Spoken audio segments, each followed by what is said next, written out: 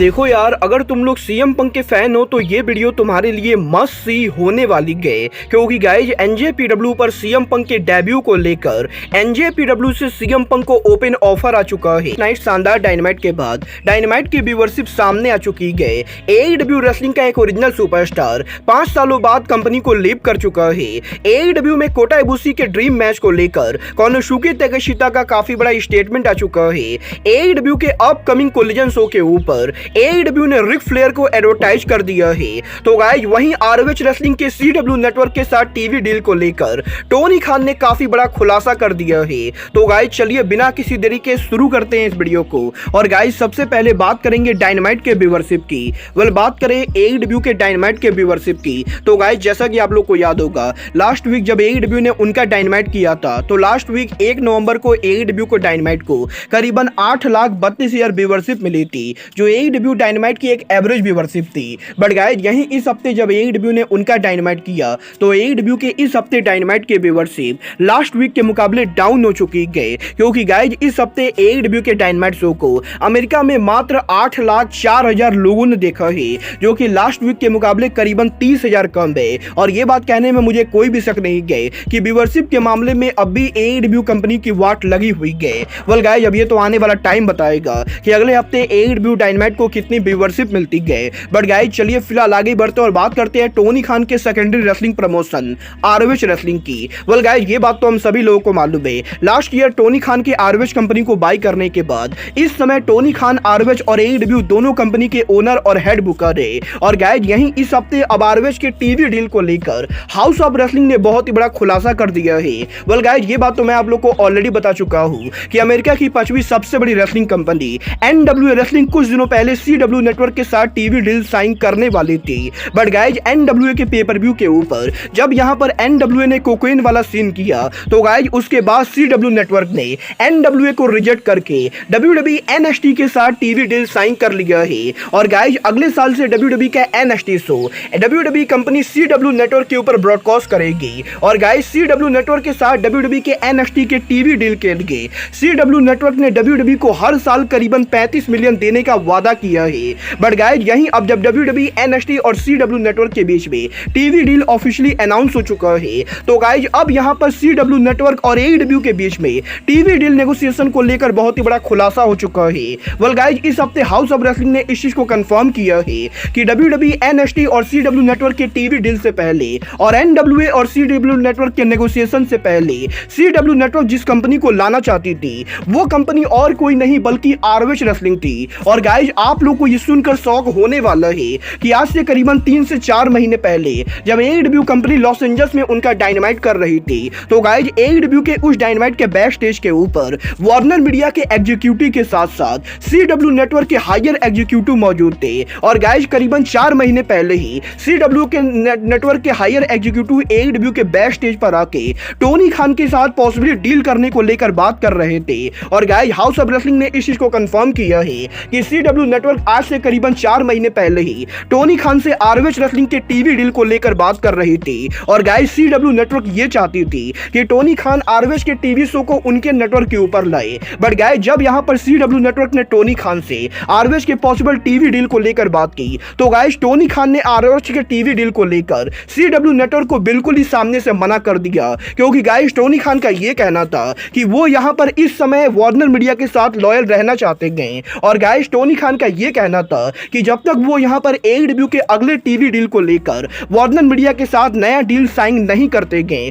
तब तक यहां पर टोनी खान वार्नर मीडिया के बाहर उनके किसी भी प्रॉपर्टी को लेकर कोई भी नेगोशिएशन नहीं करेंगे। और गाइज बेसिकली वार्नर मीडिया के साथ लॉयल्टी की वजह से टोनी खान ने सीडब्ल्यू नेटवर्क के ऑफर को ठुकरा दिया। वेल गाइज यहां पर इस पूरे न्यूज को सुनने के बाद मैं एक ही चीज बोलना चाहूंगा, और वो होगा टोनी खान का चूतियापा। क्योंकि गाइज अगर यहां पर टोनी खान वार्नर मीडिया के साथ लॉयल्टी के चक्कर में आरओएच रेसलिंग के टीवी डील को ठुकरा चुके गए, तो गाइज टोनी खान से बड़ा चूतिया कोई भी नहीं होगा। क्योंकि गाइज अगर यहां पर आरओएच रेसलिंग सीडब्ल्यू नेटवर्क के ऊपर जाती, तो गाइज टोनी खान को आराम से 20 से 25 मिलियन मिलने वाले थे। और गाइज टोनी खान ने वार्नर मीडिया के लॉयल्टी के चूतियापे के चक्कर में आरओएच रेसलिंग के करियर को बर्बाद कर दिया है। वेल गाइज आपको क्या लगता है, टोनी खान का CW नेटवर्क के ऑफर को रिजेक्ट करना टोनी खान का सही डिसीजन था या नहीं? आप लोग मुझे कमेंट करके बताएंगे। चलिए फिलहाल आगे बढ़ते और बात करते हैं AEW के रेसलर की कंपनी को लीव करने की। वेल गाइस, ये बात तो हम सभी लोगों को मालूम है। 2019 में जब AEW कंपनी का फाउंडेशन हुआ था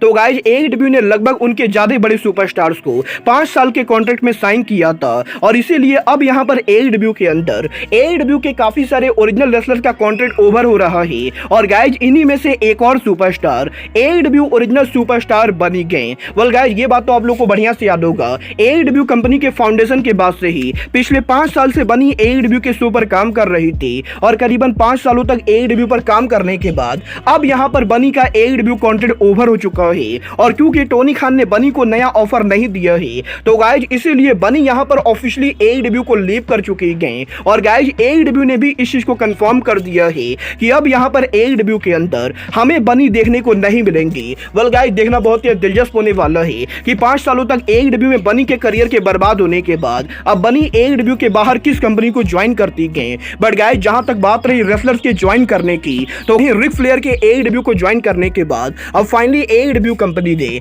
AEW के कोलिजन शो पर रिक फ्लेयर का डेब्यू अनाउंस कर दिया है। वेल गाइस, इस हफ्ते AEW ने सोशल मीडिया के ऊपर AEW के न्यू ईयर कोलिजन शो के ऊपर रिक फ्लेयर को एडवर्टाइज किया है और गाइस मजेदार बात तो ये है कि रिक फ्लेयर के एडवर्टाइजमेंट के ऊपर AEW कंपनी रिक फ्लेयर को AEW के पोस्टर पे सेंटर में फीचर कर रहे और गाइस जहां पहले AEW के कोलिजन शो के ऊपर CM पंक को पोस्टर पर फीचर किया जाता था वहीं यहां पर अब AEW के कोलिजन शो के ऊपर रिक फ्लेयर को CM पंक को रिप्लेस किया गया है और गाइस यहां पर AEW ने यह कंफर्म किया है कि 6 जनवरी को AEW के साल के पहले कोलिजन शो के ऊपर रिक फ्लेयर AEW कोलिजन पर काम करेंगे। वेल गाइस, अब ये तो आने वाला टाइम बताएगा कि रिक फ्लेयर के पोस्टर पर CM पंक को रिप्लेस करने के बाद रिक फ्लेयर कोलिजन पर CM पंक को रिप्लेस कर पाते हैं या नहीं। बट गाइस, चलिए फिलहाल आगे बढ़ते और बात करते हैं AEW में कोनोसुके ताकेशिता के ड्रीम मैच की। वेल गाइस, इस हफ्ते कोनोसुके ताके लेटेस्ट इंटरव्यू के अंदर कोनोसुके ताकेशिता ने AEW पर उनके ड्रीम मैच को लेकर बात की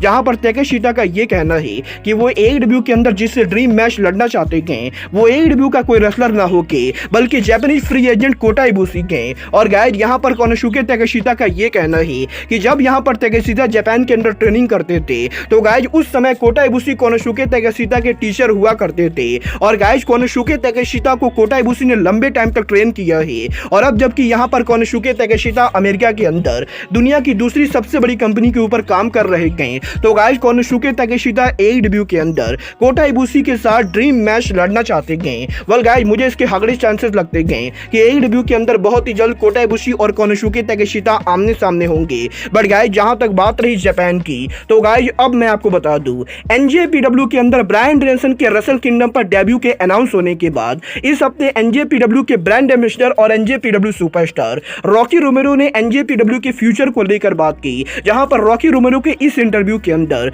रॉकी रोमेरो ने जापान के बाहर के सम ऑफ द टॉप रेसलर्स के NJPW पर डेब्यू को लेकर बात की और गाइस यही रॉकी रोमेरो के इस इंटरव्यू के अंदर रॉकी रोमेरो ने यह भी कंफर्म कर दिया है कि CM पंक के AEW को लीव करने के बाद NJPW CM पंक को पॉसिबली लाने वाली है। क्योंकि गाइस यहाँ पर रॉकी रोमेरो के इंटरव्यू के अंदर रॉकी रोमेरो का ये कहना है कि NJPW कंपनी के अंदर मर्सिडीज मोन और ब्रायन जैसे और वर्ल्ड वाइड पॉपुलर रेसलर्स के डेब्यू करने के बाद NJPW अब यहाँ पर जिस अगले नाम को लाना चाहते गए वो नाम और कोई नहीं बल्कि रेसलिंग इंडस्ट्री का बिगेस्ट फ्री एजेंट CM पंक है। और गाइस यहाँ पर रॉकी रोमेरो का ये कहना है कि भले ही यहाँ पर AEW और NJPW पार्टनरशिप में काम करते गए और भले ही AEW में कंट्रोवर्सी की वजह से टोनी खान ने CM पंक को फाइट किया है बट गाइस यहाँ पर इसका मतलब ये बिल्कुल भी नहीं गए कि NJPW और AEW के पार्टनरशिप के वजह से NJPW CM पंक को नहीं लाएगी। क्योंकि गाइस यहाँ पर रॉकी रोमेरो का ये कहना है कि NJPW कंपनी AEW के साथ पार्टनरशिप में काम तो करती गए बट गाइस NJPW किसको लाती है और किसको नहीं लाती गए इससे यहाँ पर टोनी खान का कुछ भी लेना देना नहीं गए। और गाइस इसीलिए रॉकी रोमेरो ये बिलीव करते गए कि अगर यहाँ पर CM पंक NJPW पर आना चाहते गए तो गाइस रॉकी रोमेरो CM पंक को लाने के लिए पूरी तरह से ओपन है। और गाइज यहाँ पर रॉकी रोमेरो का ये कहना है कि वो पर्सनली बिलीव करते हैं कि सीएम पंक को एनजेपीडब्ल्यू के रेसल किंगडम और डोमिनियन जैसे पे पर व्यू पर काम करना चाहिए। और गाइज यहाँ पर रॉकी रोमेरो को ये बढ़िया से मालूम है कि सीएम पंक के यहाँ पर एनजेपीडब्ल्यू में आने से एनजेपीडब्ल्यू कंपनी के अंदर रिवोल्यूशन आने वाला है। और गाइज इसीलिए रॉकी रोमेरो सीएम पंक को लाने के लिए एनजेपीडब्ल्यू की तरफ से पूरी तरह से ओपन है। और अगर यहाँ पर सीएम पंक एनजेपीडब्ल्यू पर आना चाहते हैं तो गाइज एनजेपीडब्ल्यू कंपनी रॉकी रोमेरो का एनजेपीडब्ल्यू कंपनी सीएम पंक का खुलेआम वेलकम करेगी। वेल गाइज देखना बहुत ही दिलचस्प होने वाला है कि impact wrestling, एनडब्ल्यूए, Lucha Libre, triple A और अब यहाँ पर एनजेपीडब्ल्यू के ऑफर देने के बाद सीएम पंक यहाँ पर किस कंपनी को ज्वाइन करते हैं। वेल गाइज मैं पर्सनली यहाँ पर इंपैक्ट रेसलिंग और डब्ल्यूडब्ल्यूई के मुकाबले सीएम पंक को एनजेपीडब्ल्यू में देखना ज्यादा पसंद करूंगा, क्योंकि गाइज मुझे यहाँ पर ये बढ़िया से मालूम है कि सीएम पंक के एनजेपीडब्ल्यू में जाने से एनजेपीडब्ल्यू कंपनी को जितना प्रॉफिट होगा उतना प्रॉफिट सीएम पंक के किसी और कंपनी पर जाने से नहीं होगा। और इसीलिए मुझे यहाँ पर 100% लगता है कि सीएम पंक को एनजेपीडब्ल्यू पर एक ना एक बार तो जरूर जाना चाहिए। बोल आप लोग पंक को एनजेपीडब्ल्यू में देखना चाहते हो या नहीं, आप लोग मुझे कमेंट करके बताएंगे। बट गाइज अब आज के इस वीडियो में बस इतना ही। मैं मिलता हूं आपसे अपने अगले वीडियो पे। बट गाइज तब तक के लिए good bye, good night and bang.